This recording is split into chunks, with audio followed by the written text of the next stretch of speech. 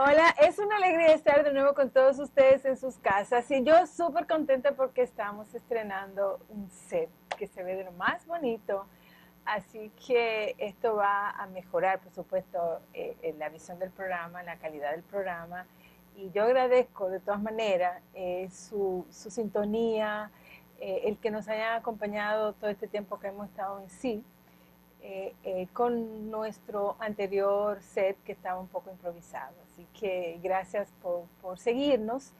Y en el día de hoy tengo un programa y sobre todo un tema muy importante.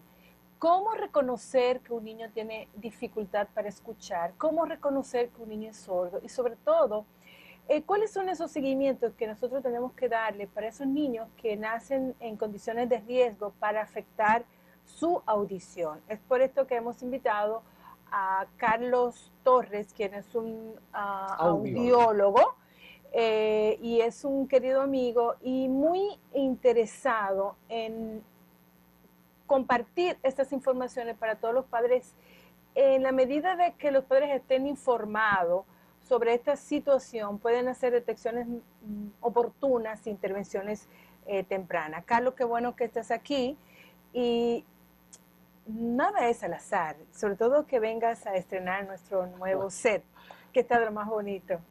El set luce bonito y tú luces bonita también. Gracias. Siempre un gusto, es siempre un placer poder compartir contigo y también con todos los telespectadores el tema que me apasiona, el tema en el que por cuestiones familiares, desde mi abuela, mis padres, mis tíos y yo mismo, nos hemos dedicado toda la vida, que es el tema de la audición y el tema de la recuperación de la audición de las personas, en este caso los niños, que no oyen bien. Sí, mira, yo entiendo que es preciso que abordemos de estos temas porque con relativa frecuencia vemos padres que están inquietos, quizás niños que no tienen un buen desarrollo del lenguaje de acuerdo a su edad, quizás niños que de pronto tú los llamas y no responden. Entonces los papás tienen esa preocupación.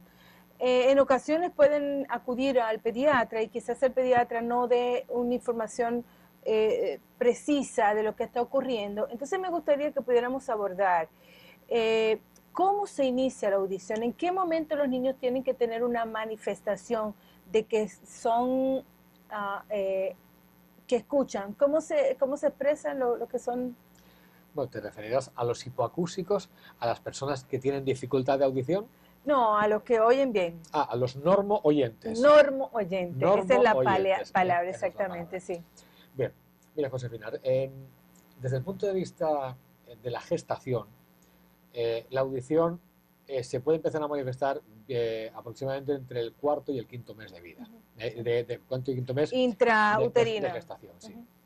Curiosamente, antes de ayer, con una pareja de muy buenos amigos aquí en República Dominicana, en este caso estoy hablando de la doctora Pamela Paul, otorrino, que está embarazada, mis felicidades desde aquí de nuevo, y estaba con su marido, ellos me decían que le hablan a la niña aún no nacida y notan cómo le responde, sí. Y le responde a lo mejor con una patada, con un movimiento, con un gesto, ¿no? Esto, créanme, es porque ha sentido el sonido, en este caso puede ser vibración, ¿de acuerdo? Porque el sonido es vibración siempre, y, por supuesto, el sonido que se convierte en un sonido inteligible o comprensible, para este caso, para la niña que está por venir, por Camille, que está por llegar. A partir de cuando un niño ya ha nacido, todos los padres siempre estamos pensando que el niño pues, ha venido al mundo pues, con todas sus facultades. Es muy difícil darse cuenta en los primeros momentos porque la emoción es la que te vence. Porque uno siempre busca al principio alteraciones físicas, ¿verdad? Que tenga todos los dedos, que no tenga ningún tipo de malformación, ¿correcto? Pero ¿saben qué ocurre? La sordera no se ve. No. La sordera no duele, la sordera no sangra. Y se vienen a dar cuenta ya... demasiado tarde muchas veces. Demasiado tarde. En ese sentido, existe un screening neonatal que se hace para los bebés y que se lleva a cabo en muchos países del mundo. En nuestro país no, por desgracia. Lamentablemente no es así. ¿Podrías hablarme un poquito de esto? Claro que sí. Mira, las palabras son screening auditivo neonatal. Ya solamente por el nombre ya hace que el 90% de la gente ni siquiera entienda de lo que estamos hablando. Screening auditivo neonatal se refiere a que a partir del segundo o tercer día de vida, se puede llevar a cabo un estudio que no es invasivo, que no duele, que no sangra, que es rápido, que se puede hacer entre máximo 3 a 5 minutos al bebé y que nos da una fiabilidad altísima para poder saber si ese niño tiene las células del oído vivas o con algún tipo de alteración. Si las tiene vivas, el estudio nos va a dar, repito, con una fiabilidad altísima, la tranquilidad de que ese niño va a oír bien y por lo tanto va a poder desarrollar bien tanto el lenguaje como el desarrollo cognitivo, que es lo que todos los padres queremos para nuestros hijos, ¿sí? Pero fíjense, si resulta que ese niño tiene algún tipo de alteración y a partir del segundo o tercer día de vida, en el primer mes, si me apuran, por aquello de que primero la emoción de la casa y de poder llevar al muchacho a la casa o al niño o al bebé, si ese estudio lo realizamos en ese primer mes de vida y aparece que tenga algún tipo de alteración, por ejemplo, una sordera leve, moderada, severa o profunda, podemos intervenir de una vez y ese niño pasa a convertirse en niño normo-oyente y eso le va a permitir desarrollar bien lenguaje y desarrollo cognitivo. ¿Pero qué ocurre si llegamos tarde?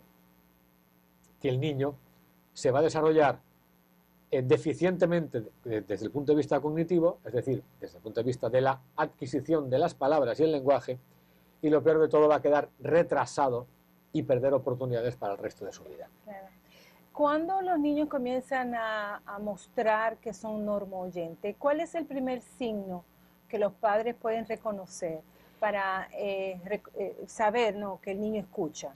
Bien, hay una prueba relativamente simple.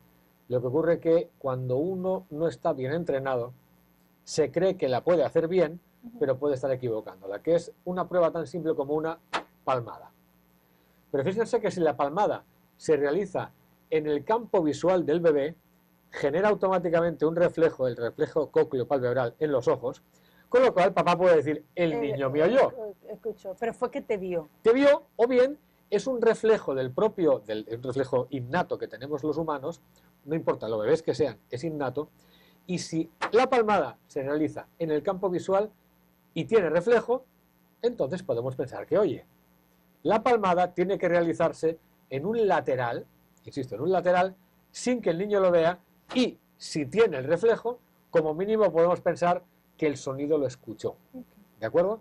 Ahora, ¿es una prueba definitiva? No, porque no tiene nada de científico. Lo que hace falta es tener la experticia de estar seguro que eso ocurre. Mira, déjame contar un caso curioso, si me permites. Adelante. Yo tengo 51 años de edad. No lo aparento. Muchas gracias.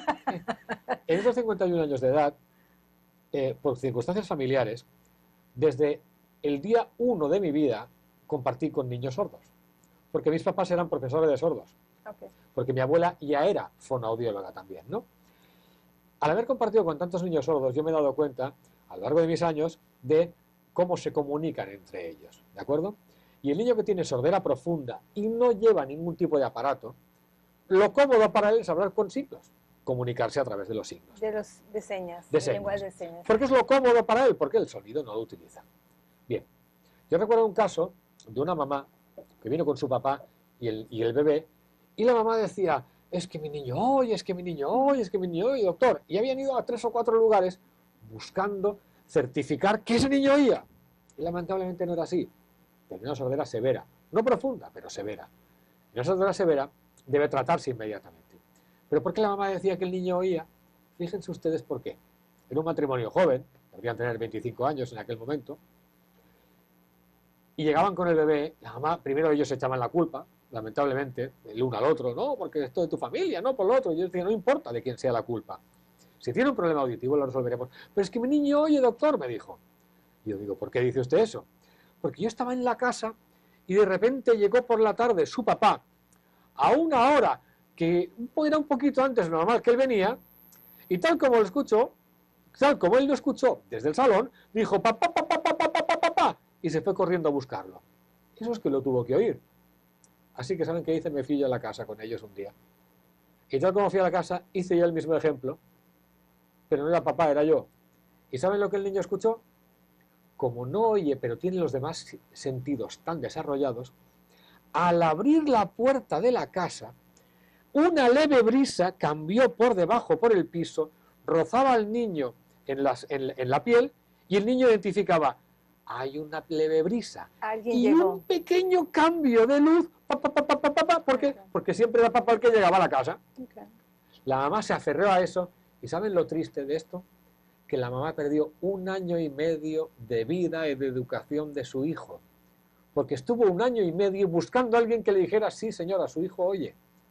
Es un poco la negación. Absolutamente. Entonces, cuando se tiene dudas, no hay que esperar porque hay una pérdida importantísima de tiempo. Enorme. Cuando un niño no escucha y ¿Sí? no se hace una intervención. Pero antes de entrar en ese detalle, a mí me gustaría que tú me hablaras cuáles son los niños de riesgo. Y sobre todo este estudio, que sabemos que en nuestro país no se hace y que esperemos que ese screen auditivo se pueda hacer, screen neonatal auditivo se pueda hacer, que sea una prueba que se reconozca de gran importancia y que se pueda hacer a todos los niños que nacen en nuestro país, sobre todo en las maternidades, en las grandes maternidades del país. Pero bueno, lo importante es, si no se puede hacer para todos, entonces, ¿a qué niños sí es necesario, obligatorio, que se haga una investigación? Porque tiene alto riesgo de cursar con una sordera. Bien,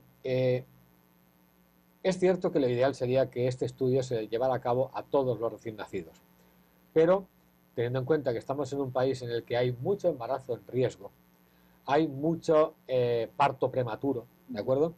Y por tanto muchos que nacen en un factor de riesgo importante, lo importante sería hacérselo, por supuesto, a todos ellos. Cualquier embarazo mal llevado, cualquier rubeola durante el parto, cualquier caso de antecedentes de sordera en la familia, hiperbilirrubinemia. Los niños que se ponen amarillos. Exactamente, los que se ponen amarillos. Y sobre todo, todos los nacidos antes de los 9 meses, a todos ellos, sin excepción, deberíamos hacerles ese estudio. Y podríamos también agregar a que todos los niños que han estado en terapia intensiva, que han utilizado medicamentos, sobre todo ciertos medicamentos que son ototóxicos, que afectan la audición. Entonces, sí es necesario, todos estos niños que tienen estos factores de riesgo, es fundamental que se hagan estos estudios. Por desgracia no lo contempla quizás los seguros de salud. Pues mira, tengo una buena noticia, porque el Plan Familiar de Salud lo incluye. ¿Ah, sí? Eso quiere decir que... ¿Las emisiones otoacústicas? Sí, por Dios. ¿Y entonces por qué no se hacen? Pues te lo voy a decir por qué. Dime por qué. Es una cuestión de ignorancia, porque no quiero hablar de incompetencia, prefiero hablar de ignorancia. ¿Sí? Hay un programa fantástico llamado Mamá Canguro, aquí en el país, en el que ellos mismos deben llevar a cabo o deben fomentar que a través de ese programa, en el protocolo está que se lleve a cabo este estudio, el estudio de las emisiones otoacústicas. Sin embargo, no saben a dónde enviarlo o no saben a dónde ponerlo. Y yo comprendo que muchos médicos de este país, que son héroes por la cantidad de elementos que deben gestionar a veces con no todos los recursos a su alcance, a veces tienen problemas más graves en los que pensar. Sin embargo, si todos los perinatólogos esto lo supieran y lo tuvieran en mente para que todo nacido en riesgo debe hacerse ese screening, señores, es un referimiento y el ARS debe cubrirlo, porque para eso está en el Plan Familiar de Salud. Y déjame decirte algo. Pero me lo vas a decir luego del corte. Perfecto. Y esto es importante hacerlo.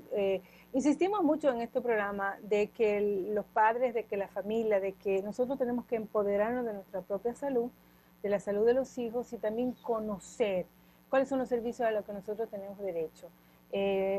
A veces por un poco de vergüenza, por un poco de pena por preguntar, porque quizá el médico no se toma el tiempo para hacer las explicaciones, pero es importante que usted sepa a qué usted tiene derecho y si usted no está seguro, pues comience a investigar, vaya a su ARS, investigue. Es importante que todos estos niños que hemos estado mencionando, que tienen alto factor de riesgo para perder la audición, para cursar con una sordera de diferentes niveles, deben de realizarse este estudio, que son las emisiones otoacústicas, y hay otros estudios un poquito más complejos que vamos a hablar más adelante. Vamos a ir a un corte comercial y continuaremos entonces con esta conversación con Carlos Torres.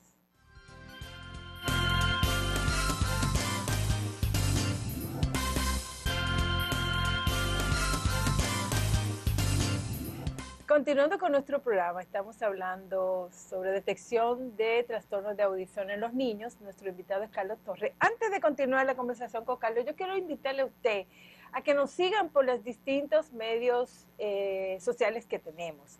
Estamos estrenando una nueva página, es Tiempo en Familia. Ahí usted va a encontrar muchos artículos que están relacionados con salud y bienestar infantil, adolescente y también familiar. Y les invito también a que nos sigan por YouTube. Todos estos programas que nosotros hacemos, en 1 o 2 semanas los subimos a nuestro canal de YouTube, que también se llama Tiempo en Familia. Así que hay muchas formas en que podemos mantenernos comunicados y que usted vaya conociendo de todas las actividades educativas que nosotros ofrecemos por los distintos medios de comunicación social. Continuando entonces con la conversación con Carlos, me gustaría, Carlos, que me dijera cuáles son esos signos que los papás pueden reconocer, que les puede ayudar para sospechar que su hijo no está escuchando bien. Josefina, el primero es el sentido común. ¿De acuerdo? Esa intuición que tienen las mamás sobre exactamente. Todo. Pero no la intuición a veces que tiene la mamá de que mi hijo es el mejor y siempre va a ser el mejor, ¿de acuerdo? No. Porque eso es amor, no intuición. No, ¿sí? yo te voy a decir que uno como madre con mucha frecuencia puede sospechar. Exacto. Lo que pasa es que de pronto entra uno en contradicción y entra sobre todo en negación. Correcto. A ver, el primer síntoma es si el niño no se voltea cuando se le llama. Desde el momento en que identifica su nombre, si ven que o cuando se voltea demasiado tarde. Por otro lado, si ven que el desarrollo del lenguaje es más lento que el resto de sus compañeros. Y luego también... Ahí quiero que haga una detenerte, porque puedes tener niños que tienen algún retraso en el lenguaje y haces estudio y sale normal. Sí, lo cual es una bendición que salga normal. Ajá. Pero como un retraso de lenguaje puede ser debido precisamente a un problema auditivo, es algo que no debe descartarse, en absoluto. Yo aquí hago un llamado no solamente a los papás, sino también a los maestros de kinder y también a los maestros de escuela primaria, ¿de acuerdo? Hago también un llamado a los pediatras. ¿Por qué? Porque me encuentro lamentablemente, en más de una ocasión, que algunos pediatras,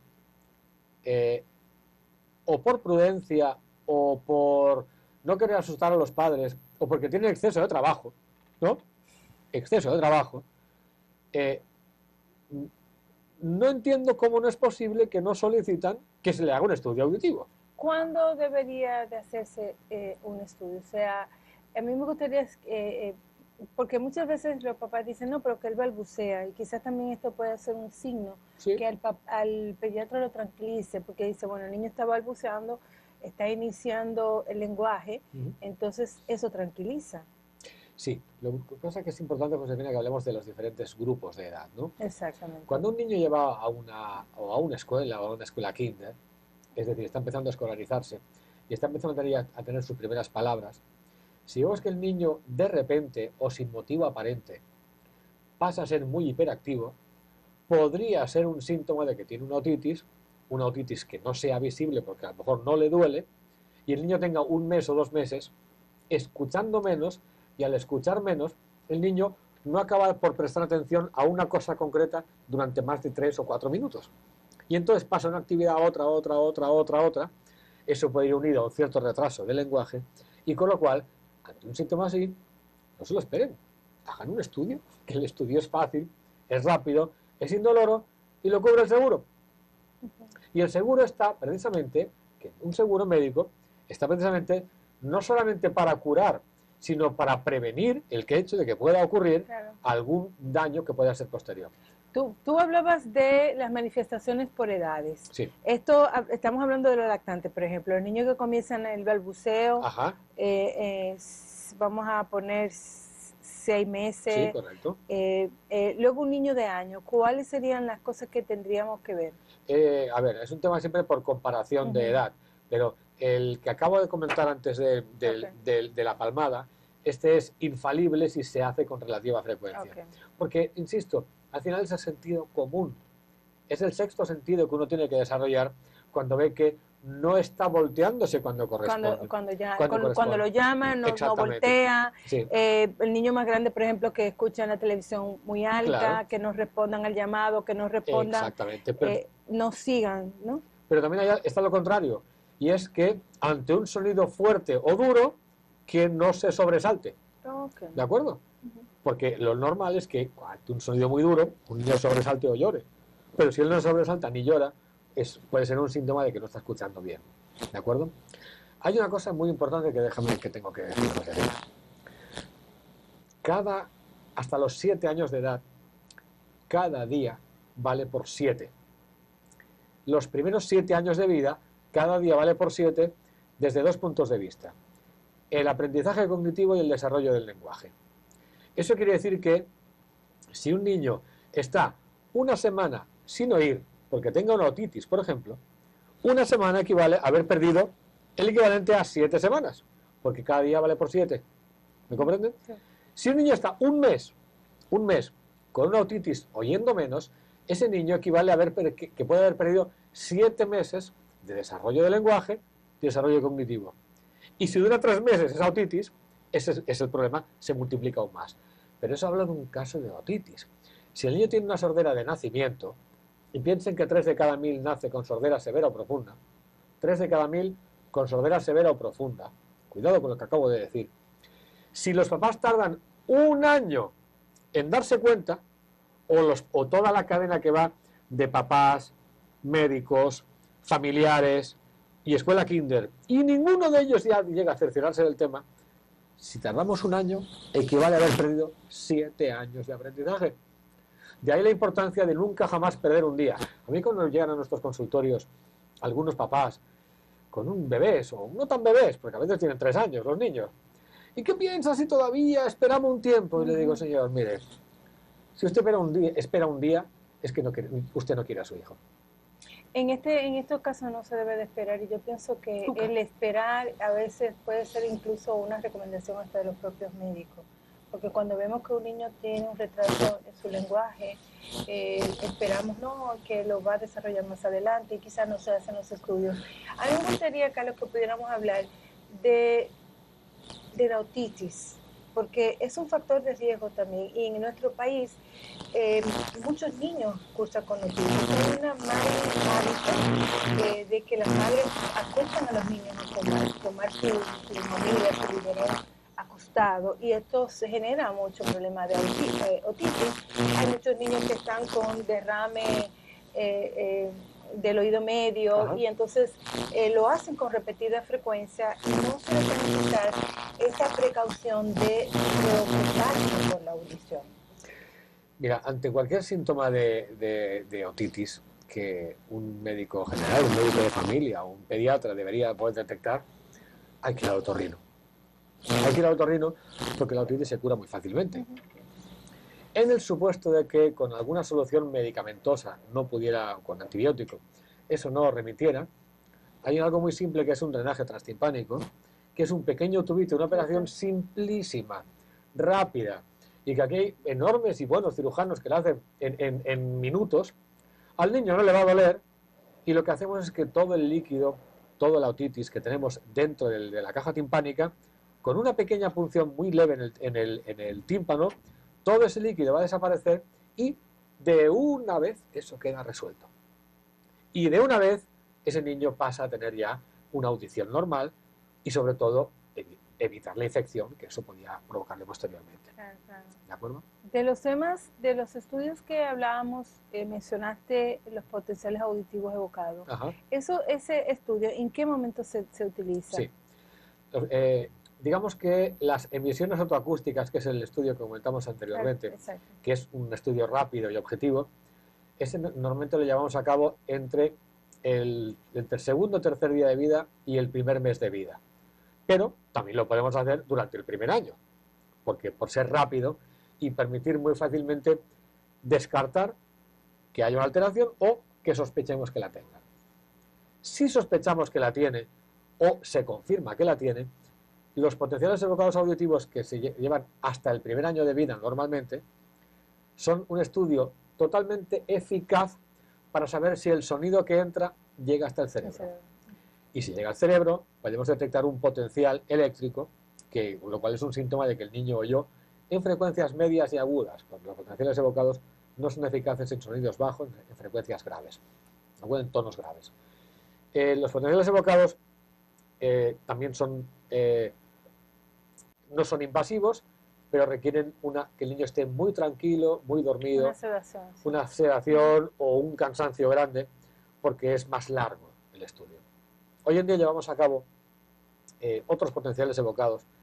Siempre se han llevado a cabo potenciales evocados de tronco, y hoy se llevan a cabo, o nos gusta más, los potenciales evocados de estado estable, que duran lo mismo, pero nos dan algo más chulo, algo más útil, algo más bueno para los especialistas, porque nos dan directamente ya un perfil de cuánto oye por cada frecuencia y por cada sonido. Y en caso de tener una pequeña sordera, intervenimos de una vez y podemos pensar en o que el médico le intente recuperar, o bien, si la sordera es neurosensorial, es decir, del oído interno, poder ponerle ya aparatitos y el niño pasa a ser normoyente de una vez. Lo recomendable es justamente eso, que se puedan colocar los aparatos, los audífonos. Lo antes posible. Y no se recomienda entonces que los niños puedan comenzar a utilizar el lenguaje de señas. ¿Cuál es la recomendación actual en estas dos modalidades que a mí me gustaría que tú lo puedas hablar en el siguiente segmento? Perfecto. Porque aquí tenemos muchos aparatitos bonitos que no son quizás esos aparatos grandotes que antes se hacían, ¿no? Porque han ido evolucionando. Han evolucionado muchísimo. Antes los aparatos eran amplificadores grandes que amplificaban lo que querías y lo que no querías. Actualmente son computadores auditivos más potentes que el iPhone 6, tengo que decirlo, como tecnología, mucho más potentes, que rastrean todos los sonidos que rodean a la persona, buscan las voces y las bocas de las palabras, directamente los aparatos buscan eso, y cuando identifican ruido o bulla, eso lo botan. Al enfocarse en las voces, son aparatos que pueden hacer que escuche mejor alguien con aparato que un normoyente como nosotros. Okay. Y lo bueno es que como están siendo cada día más chiquititos, también eso no es evidencia de que los niños traen un audífono. Claro, o sea, y no hay el estigma. Porque no está el estigma de minusválido, que es lo que nadie quiere ser. Exactamente, sí. Vamos a ir a un corte comercial y al regreso entonces vamos a hablar de esta tecnología que está relacionado con el uso de los audífonos y también esas cirugías que se hacen para colocar los implantes cocleares, que es que sin duda la tecnología va favoreciendo mucho a las personas que tienen trastorno de la audición. Vamos a un corte y volvemos en breve.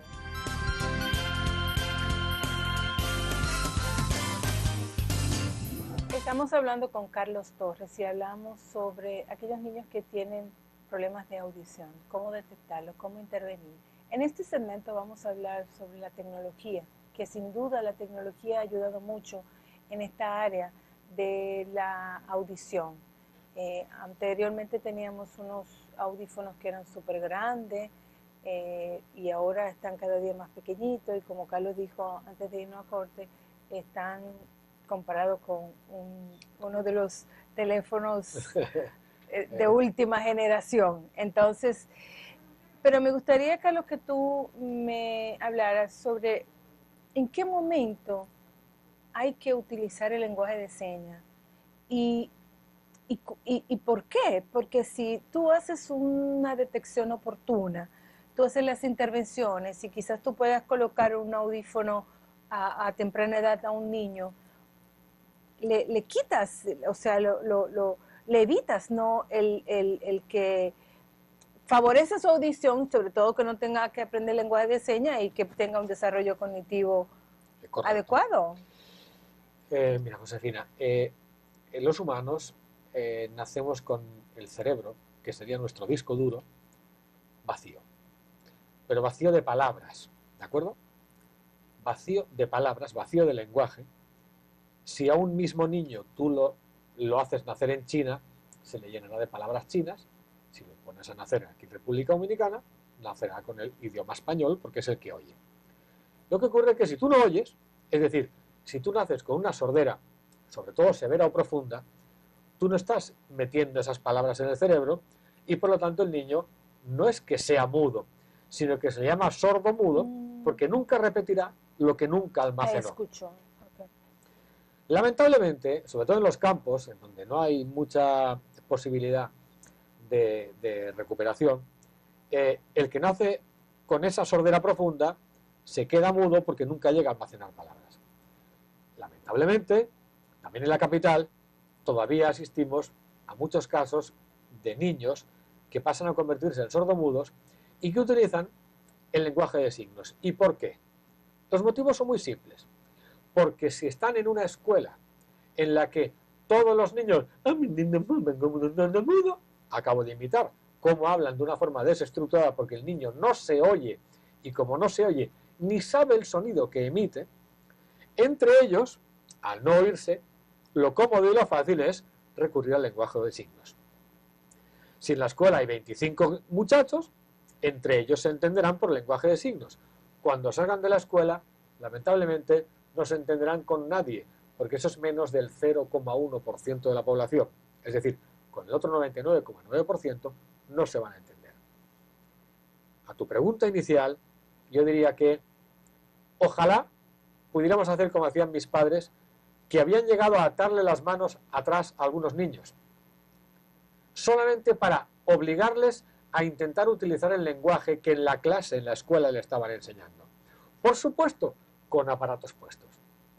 Porque con los aparatos puestos el sonido entra. A veces no el mejor sonido, pero entra algo de sonido y el sonido se convierte en palabras. Y las palabras se convierten en lenguaje.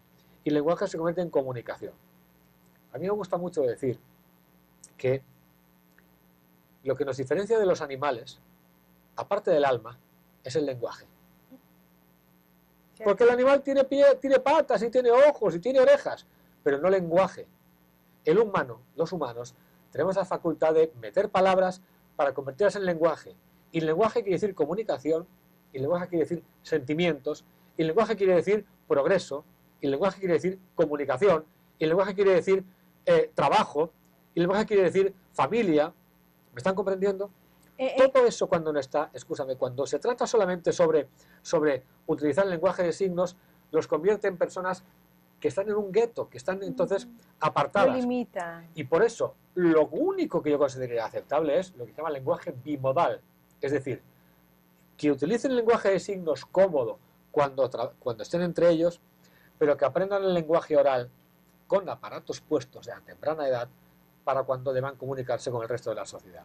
Y en eso estamos trabajando, y ojalá los espectadores que están actualmente en antena, que vean esto, se comuniquen con nosotros porque les podemos ayudar a integrarlos en la sociedad, a desarrollar el trabajo, a desarrollar una vida lo más normal posible. ¿Cuándo es posible, por ejemplo, un niño que no haya sido detectado tempranamente, cuándo tú puedes recuperar un poco del lenguaje utilizando audífonos? A ver, yo recuerdo en mi segundo viaje aquí al país, en un operativo que hicimos en Óptica ISA, que recuerdo una madre que me vino diciendo, es que mi hija parece que no habla, y la niña tenía 12 años. Yo le eché un boche a esa señora, diciendo, usted en 12 años no se ha podido dar cuenta, por Dios. Ningún maestro en la clase se ha podido dar cuenta. Ningún pediatra o médico se ha dado cuenta en 12 años de vida, en 12 años de vida. Pero lo triste no era eso. Lo triste era, Josefina, que esta niña tenía una sordera moderada, no severa ni profunda, moderada. Y una sordera moderada se recupera así, facilísimo, simple. Unos aparatos simples se pone esa niña. Usted tiene que ver la cara que puso la niña. Pero ¿saben qué ocurre? Que a los 12 años es como si acabara de nacer.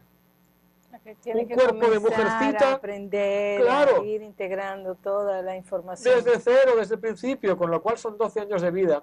Teniendo en cuenta que los primeros 7 valen por 49, 7 por eso son 49 años, y esa niña, lamentablemente, sabrá hacer cosas manuales en su vida, quizá aprenda a pintar, quizá aprenda a hacer esculturas, pero los demás tipos de trabajo siempre quedarán retrasadas. Y por lo tanto, ¿cuándo es recomendable?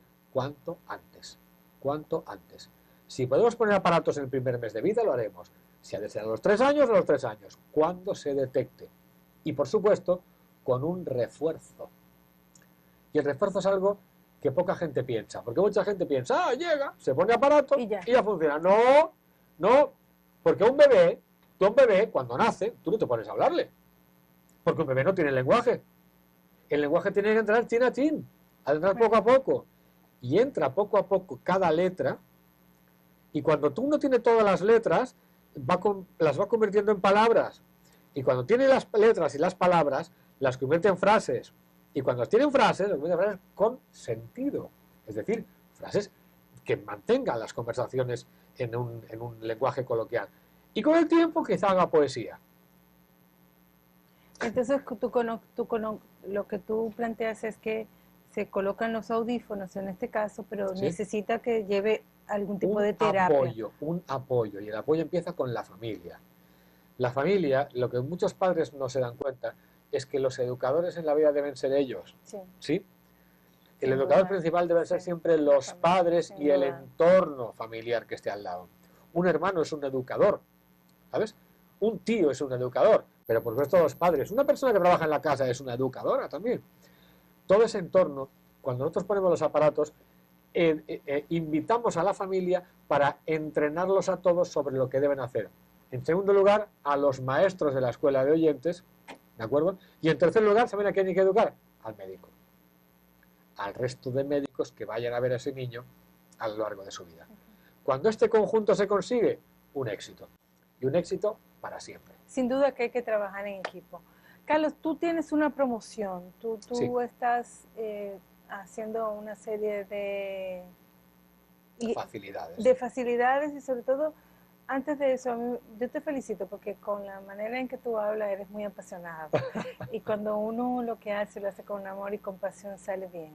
Gracias. Entonces, pienso que mucho hay que trabajar, sin duda, en este aspecto.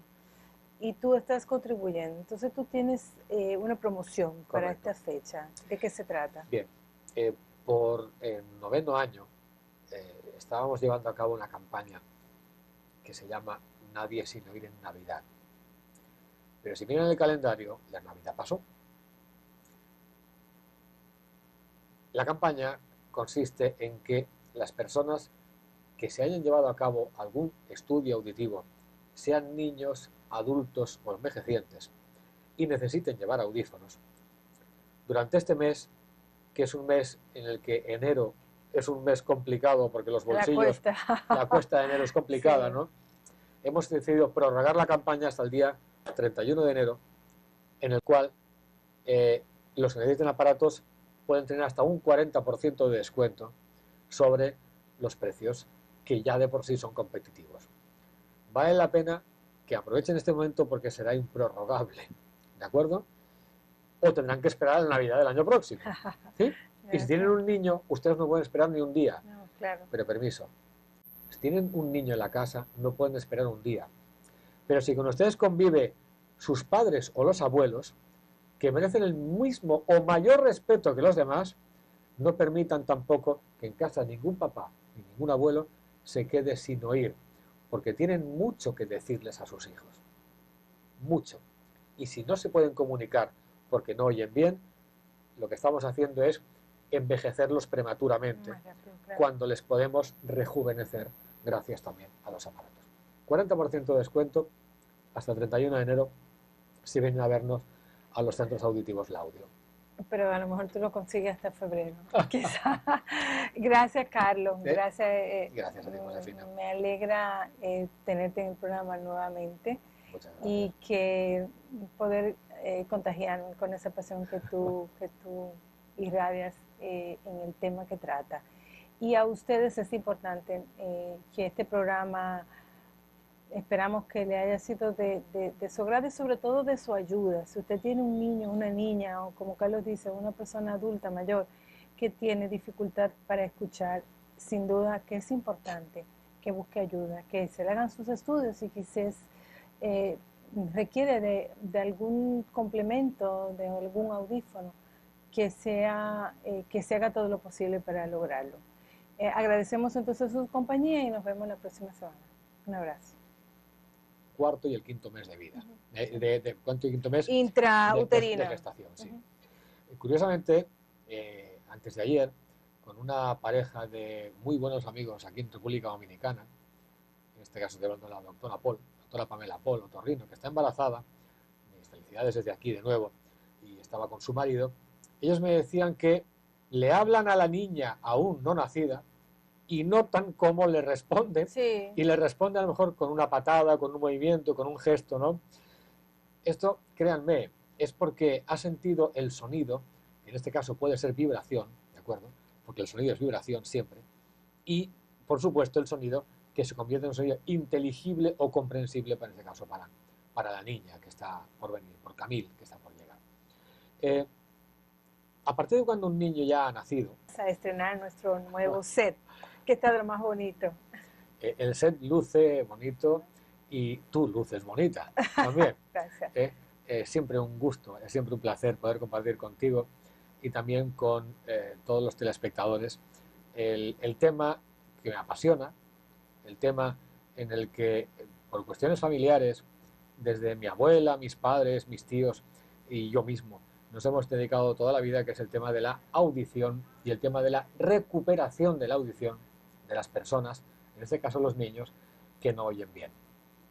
Sí, mira, yo entiendo que es preciso que abordemos de estos temas porque con relativa frecuencia vemos padres que están inquietos, quizás niños que no tienen un buen desarrollo del lenguaje de acuerdo a su edad. El día de hoy tengo un programa y sobre todo un tema muy importante.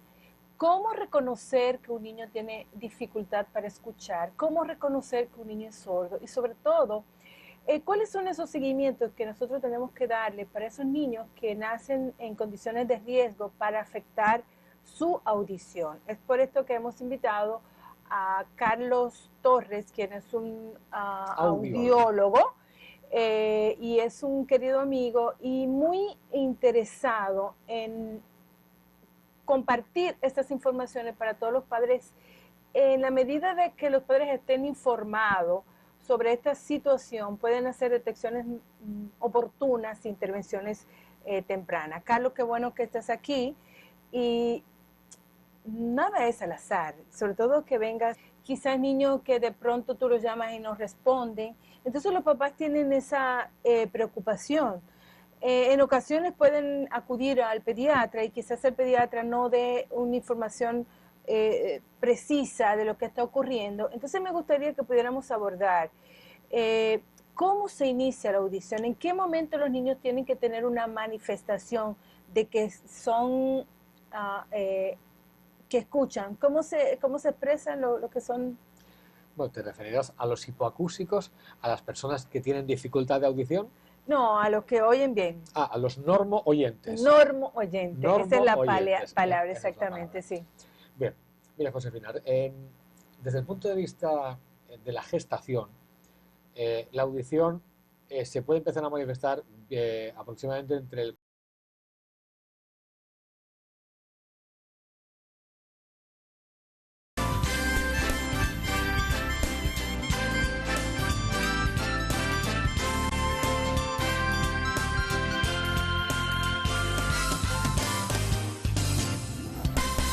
Hola, es una alegría estar de nuevo con todos ustedes en sus casas y yo súper contenta porque estamos estrenando un set que se ve de lo más bonito, así que esto va a mejorar, por supuesto, la visión del programa, la calidad del programa y yo agradezco de todas maneras su sintonía, el que nos hayan acompañado todo este tiempo que hemos estado en sí. Con nuestro anterior set que estaba un poco improvisado. Así que gracias por seguirnos. Y en el día